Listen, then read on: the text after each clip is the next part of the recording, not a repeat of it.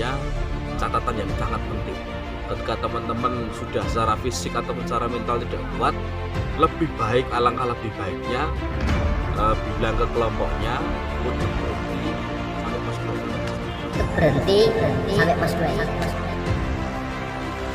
Oke teman-teman, saya sekarang berada di jalur pendakian Cemoro Sewu. Itu salah satu jalur untuk menuju ke puncak Gunung Lawu. Jadi Cemoro Sewu ini berada di ketinggian sekitar 1800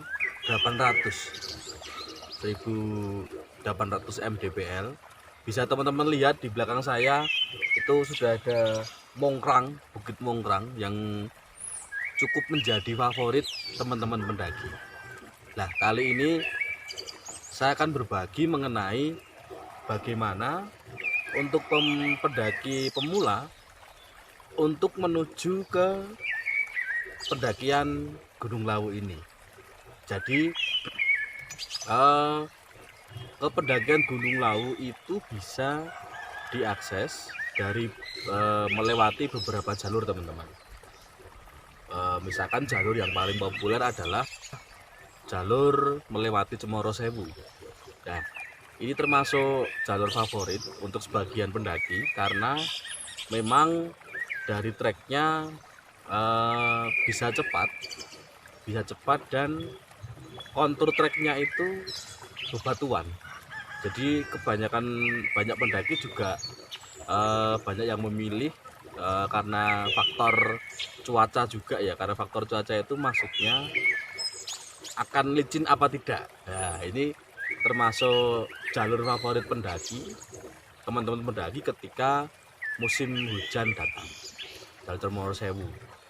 Terus ada lagi jalur yang tidak kalah populer adalah jalur melewati Cemoro Kandang. Nah, Cemoro Kandang itu letaknya tidak begitu jauh dari Cemoro Sewu, hanya kira-kira 1 km lah. Kalau Cemoro Kandang itu masuk di wilayah Jawa Tengah. Nah, Cemoro Sewu ini secara tutorial sudah masuk ke wilayah administrasi Jawa Timur. Ada juga jalur pendakian Cetho. Ya, ini juga menjadi favorit teman-teman pendaki karena konturnya menurut saya itu kebalikan dari Cemoro Sewu. Ketika musim kemarau teman-teman ketika melewati jalur Cetho, karena konturnya tanah, pasir segala macam, teman-teman juga harus menyiapkan safety-nya, antara lain mungkin kacamata dan masker atau buff. Itu menjadi sebuah kewajiban ketika teman-teman pendaki melewati jalur pendakian dengan kontur tanah ataupun pasir. Nah, itu. Kalaupun lewat Cemoro Sewu juga teman-teman juga akan sangat membutuhkan yang namanya kacamata dan buff atau masker itu sendiri, pelindung kepala segala macam. Nah, di Gunung Lawu ini bisa diakses melalui, kalau teman-teman yang biasa dilakukan pendaki dari arah barat, misalkan dari Jakarta, dari Semarang, dari Solotigo dan seterusnya, itu biasanya kalau tidak membawa kendaraan pribadi bisa menggunakan transportasi umum, kereta ataupun bus. Jadi misalkan teman-teman mau mendaki ke Lawu masih bingung nggak, cari aja browsing di internet banyak. Tetapi saya di sini akan memberikan tips untuk teman-teman ketika menaiki transportasi umum untuk menuju arah Gunung Lawu di daerah Karanganyar. Pertama, teman-teman bisa mencari, kalau naik transportasi umum bis misalkan, teman-teman bisa menuju ke terminal Solo ataupun terminal Tirtonadi Solo. Nah, itu namanya terminal Tirtonadi Solo. Setelah sampai di terminal Tirtonadi Solo, teman-teman bisa langsung oper, jadi ganti bus, langsung menuju ke cari bus, langsung menuju ke Tangmangu, Karanganyar. Jadi dari Solo ke wilayah Karanganyar itu biasanya transportasi busnya itu mulai jam 8 pagi sampai jam 5 sore. Nah itu, jadi teman-teman bisa naik bus ke arah Karanganyar menuju Terminal Tangmangu. Loh, kenapa harus sampai Terminal Tangmangu? Karena jarak antara Cemoro Sewu, Cemoro Kandang, Cetho itu dari Terminal Tangmangu cukup dekat. Apalagi teman-teman bisnya ini jalannya itu maksimal juga sampai Terminal Tangmangu itu sendiri. Jadi teman-teman nggak bisa melebihi Terminal Tangmangu. Nah ketika sudah sampai di Terminal Tangmangu, teman-teman bisa langsung cari transportasi umum lagi. Tetapi transportasi umum kebanyakan tidak resmi ya. Apakah teman-teman memilih untuk naik L300 kalau rombongannya banyak, teman-teman naik Call Elf terbuka untuk rombongan yang silakan teman-teman bebas memilih, tinggal nego saja kepada bapak-bapak yang ada di Terminal Tangmangu yang mau mengantarkan. Itu biasanya seorang satu kepala, satu orang itu biasa dikenai biaya sekitar 20 sampai 40 ribu untuk menuju ke jalur pendakian Cemoro Sewu, Cemoro Kandang, Seperti Cetho. yang saya bilang tadi, teman-teman kalau melewati jalur Cemoro Sewu itu kontur jalurnya, jadi jalur pendakiannya menurut saya lebih berkarakter pada bebatuan. Jadi sangat direkomendasikan ketika teman-teman pada saat musim hujan, apalagi karakter cuaca gunung itu memang sangat tidak bisa dibaca teman-teman ya. Kita bisa memprediksi, tetapi prediksi kita itu kadang benar, kadang juga luput. Nah itu yang namanya prediksi. Teman-teman, safety-nya saya tidak harus ngomong safety, saya di sini cuma pengen ngomong karakteristik jalur pendakian Gunung Lawu via Cemoro Sewu. Jadi teman-teman setelah dari Terminal Tangmangu bisa saja langsung ke sewa kol ataupun SAP itu menuju ke jalur pendakian Cemoro Sewu. Cemoro Sewu ini berada di tutorial wilayah Jawa Timur, jadi bukan lagi Jawa Tengah. Masuknya ke wilayah Magetan. Setelah pos pendakian Cemoro Kandang, teman-teman bisa lurus saja mengikuti jalur menuju arah Jawa Timur. Nanti teman-teman ketemu dengan gerbang perbatasan selamat datang di wilayah Jawa Timur. Teman-teman lurus langsung, tetap lurus saja. Nanti sebelah kiri jalan teman-teman akan ketemu ada arah panah yang di situ tulisannya itu jalur pendakian Gunung Lawu via Cemoro Sewu seperti itu. Nah, setelah teman-teman sampai di jalur pendakian Cemoro Sewu, biasa teman-teman mau istirahat dulu atau makan dulu atau sekedar mengisi perut dengan camilan-camilan yang logistik teman-teman bawa ataupun jajan. Di sini sudah tersedia teman-teman. Jadi tersedia warung-warung di pos untuk administrasi pembayaran itu sudah banyak. Jadi teman-teman bisa ngopi-ngopi dulu ataupun minum-minum teh dulu.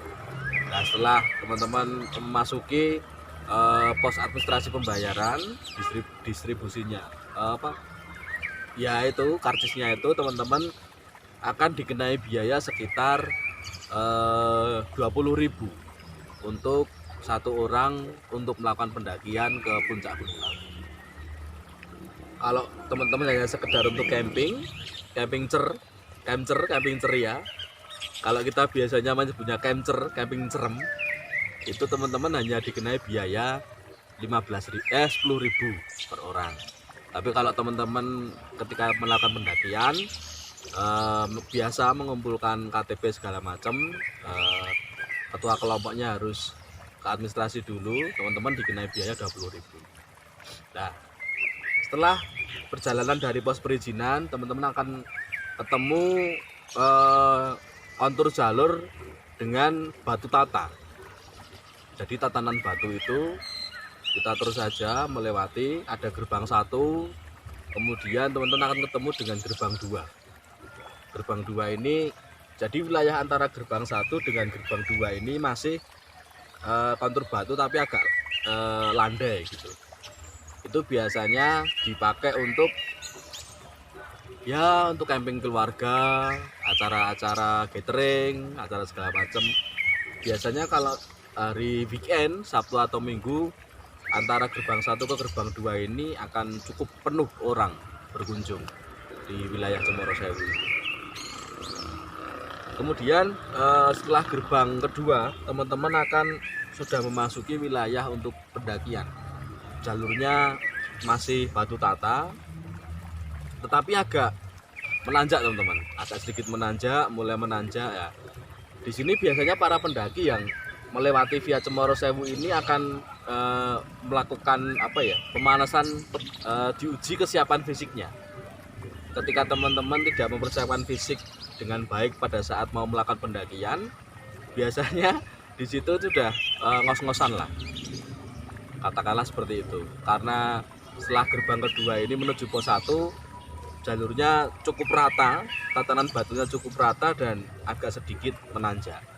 Jadi disitulah akan istilahnya pemanasan untuk pendakian. Sebelum pos 1 teman-teman, kita akan menemukan yang namanya pos bayangan. Antara gerbang kedua dengan pos 1 itu ada namanya pos bayangan. Itu cukup nyaman, kayak shelter kayak gitu. Tapi cukup nyaman untuk teman-teman istirahat karena tempatnya banyak pepohonan, rimbun, dan ada ruangan untuk memang sengaja disediakan untuk beristirahat. Teman-teman bisa nyemil-nyemil dulu di situ ataupun ngopi dulu, terserah. Kemudian setelah pos bayangan itu teman-teman kalau mau menuju ke pos 1, nanti selang beberapa menit, sekitar 15 menitan, teman-teman jalan di sebelah kanan itu pasti akan ramai karena di situ ada sumber air. Kalau di jalur pendakian Cemoro Sewu biasa dinamakan sendang pesanan ya, sendang pesanan kayaknya kalau nggak salah. Nanti kalau salah bisa teman-teman koreksi di kolom komentar. Jadi sendang pesanan itu biasa dipakai teman-teman pendaki untuk membasuh muka, terus kemudian untuk mengisi keperluan air segala macam. Yang biasa kita lakukan, kita dari base camp itu biasa membawa botol kosong ataupun jerigen untuk nanti kita isi di sendang pesanan ini untuk keperluan logistik, misalkan untuk masak segala macam. Kemudian teman-teman setelah ketemu dengan sendang pesanan ini, juga ada warungnya teman-teman, sudah ada warung di situ. Jadi warung makan. Ketika teman-teman membutuhkan asupan makanan, biasanya di situ disediakan semangka segar. Itu nikmat sekali teman-teman. Semangka segar, kemudian gorengan hangat, teh, itu bahkan es teh pun ada di situ. Luar biasa ini, memang Gunung Lawu sangat luar biasa. Ketika sendang pesanan teman-teman akan terus berjalan menuju pos 1, selang beberapa menit, sekitar 20 menitan, itu teman-teman ketemu dengan shelter pertama atau pos 1 itu. Pos 1 biasanya juga sangat ramai karena juga ada warung makannya. Jadi enak di sini teman-teman kalau teman-teman berencana untuk melakukan pendakian, tidak harus bawa banyak logistik, tetapi teman-teman bisa mengandalkan untuk membeli atau jajan di warung tersebut. Ketika pos 1 sudah teman-teman lewati, ini kontur jalurnya akan sudah mulai berganti karakter teman-teman. Jadi antara base camp, mulai dari base camp sampai pos 1 itu kontur jalurnya lebih didominasi batu tata gitu dengan jalan yang menanjak. Kalau dari pos 1 ke pos 2 ini teman-teman akan menemui jalur yang agak sedikit batu tapi tidak beraturan. Tapi saya bisa mengatakan konturnya itu masih didominasi dengan bebatuan. Jadi batu-batu besar kayak gitu. Setelah teman-teman lepas dari pos 1, teman-teman akan memasuki wilayah Watu Jago namanya.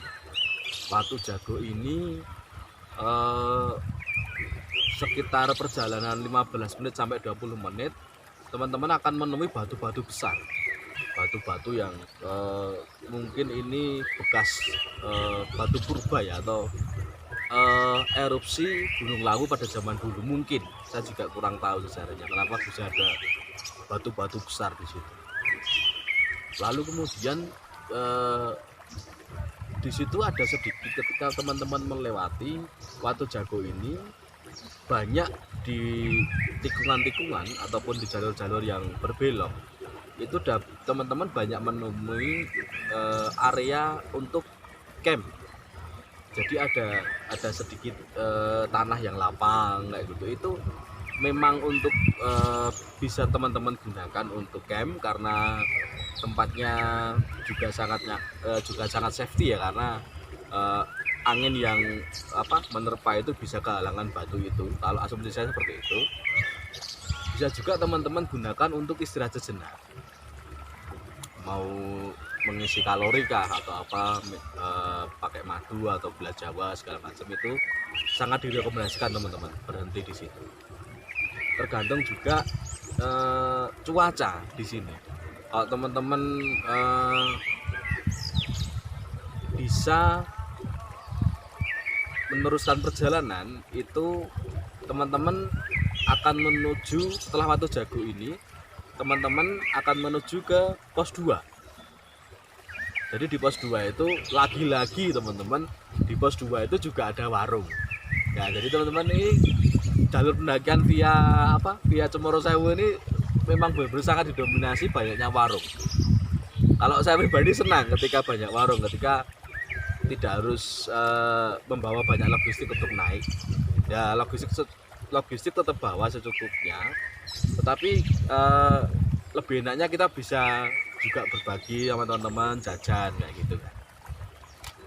Terus kemudian setelah pos 2 teman-teman akan naik ke pos 3. Ini menurut saya jalur pendakian Cemoro Sewu via Cemoro Gunung Lawu via Cemoro Sewu ini, fisik dan mental kita sangat diuji ketika perjalanan menuju pos 2 dan pos 3. Jadi di situ kontur-kontur batu tidak beraturan, jalannya juga mulai nanjak, sedikit ekstrim lah. Ada yang nanjaknya bisa sampai jejak kayak gini, bisa sampai 90 derajat segala macam. Jadi memang antara pos 2 dan pos 3 ini bisa menentukan untuk seorang pendaki ataukah mau berhenti di situ ataupun lanjut. Jadi di area camp pos 2 itu juga ada tulisannya seperti ini. Itu menurut saya sangat penting, karena itu mengingatkan kita tetapi tidak secara langsung. Itu sangat penting. Bunyinya seperti ini tulisannya: kalau Anda ragu-ragu, silahkan berhenti di sini, pos 2. Nah, itu menurut saya catatan yang sangat penting. Ketika teman-teman sudah secara fisik ataupun secara mental tidak kuat, lebih baik, alangkah lebih baiknya bilang ke kelompoknya untuk berhenti sampai pos 2 itu saja. Karena toh mendaki gunung ataupun melakukan sebuah pendakian itu tidak harus mencapai puncak menurut saya, tapi kita bisa menikmati keindahan alam selama perjalanan itu sendiri. Sampai pos 3 teman-teman akan menemui shelter. Jadi bedanya di pos 3 ini tidak ada warung makan teman-teman. Kalau biasa teman-teman yang melakukan perjalanan pagi dari base camp biasa mentarget sampai pos 3 ini maghrib lah nanti. Misalkan jalan jam 8, jam 9 atau jam 10 pagi. Biasanya teman-teman yang melakukan pendakian ini mentarget ketika maghrib itu bisa sampai pos 3. Karena itu walaupun tidak ada warung tapi ada shelter dan ada tanah-tanah sedikit lapang itu untuk mendirikan tenda atau untuk camp. Beristirahat sejenak untuk nanti summit ke puncak. Setelah teman-teman sampai di pos 3 lewat jalur Cemoro Sewu, teman-teman bisa terserah ya, atau mau TikTok itu artinya langsung naik atau langsung naik sampai puncak juga langsung turun, ataukah mau ngecamp dan meninggalkan perlengkapan teman-teman di area pos 3 ini. Jadi bisa juga teman-teman mendirikan tenda untuk sekedar mengisi perut, kemudian menyimpan perlengkapan di tenda. Teman-teman bisa summit besoknya tanpa membawa karir, itu juga sangat bisa dilakukan. Karena di situ tempat untuk tendanya banyak teman-teman, sekitar puluhan lah, bisa puluhan tenda berdiri di situ.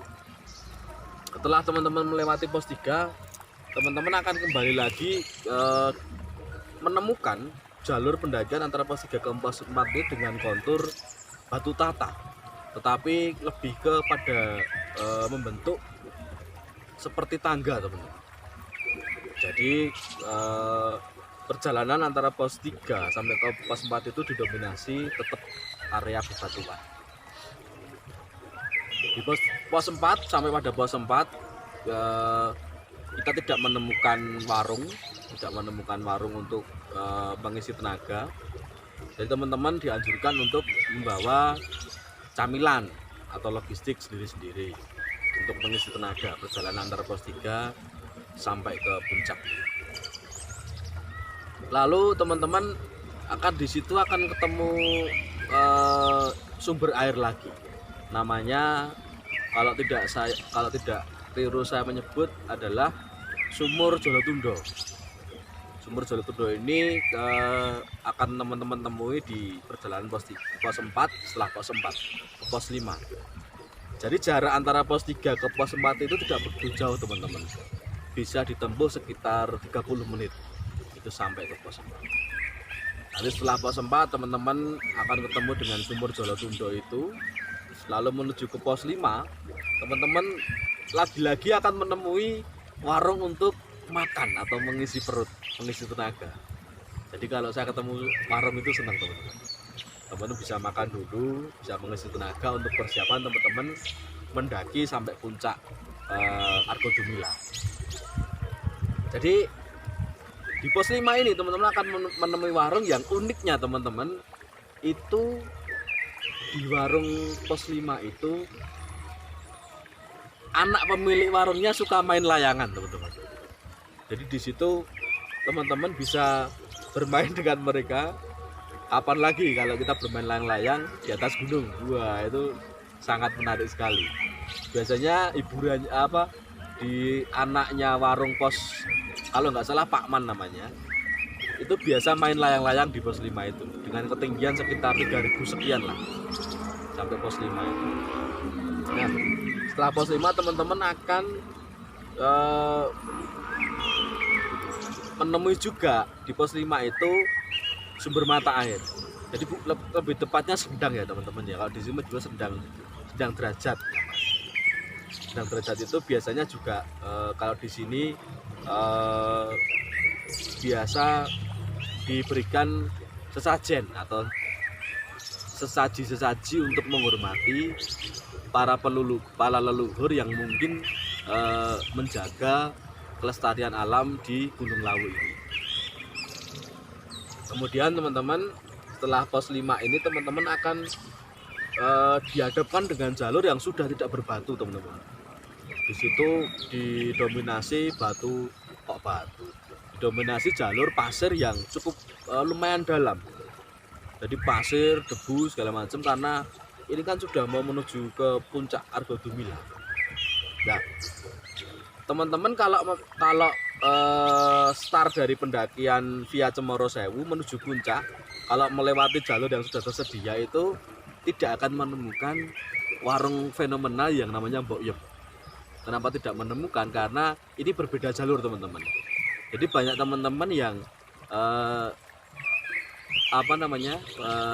beranggapan bahwa semua jalur akan ketemu tempatnya warung fenomenal se-Indonesia. Warung tertinggi di Indonesia Mbok Yem itu kalau di Sewu kalian harus berjalan lagi. Jadi kayak muter gitu. Di punggungnya gunung. Harus muter lagi. Nah, teman-teman setelah itu bisa lanjut ke Argo Dalem ataupun langsung ke puncak Argo Dumila. Setelah di puncak Argo Dumila teman-teman akan menemui tugu yang di situ biasanya untuk ramai untuk foto-foto ya, untuk foto-foto di puncak. Kemudian ada juga puncak bendera. Puncak bendera itu di Tugu Kiki itu namanya. Teman-teman bisa istirahat sejenak, menikmati keindahan alam ciptaan Tuhan Yang Maha Esa di situ. Teman-teman bisa mensyukuri lah kalau di situ kita sudah sampai puncaknya Gunung Lawu. Nah, itu teman-teman sedikit berbagi tentang pendakian Gunung Lawu. Tapi sebenarnya teman-teman kalau mendaki secara kelompok kecil maupun besar itu hal yang paling diuji sebenarnya kalau menurut saya itu pada saat teman-teman melakukan turun, bukan pendakian. Puncak sudah sampai tujuan, lalu kita turun untuk kembali ke rumah masing-masing. Itu yang menurut saya ujiannya di situ. Biasanya kalau orang sudah mencapai tujuan akan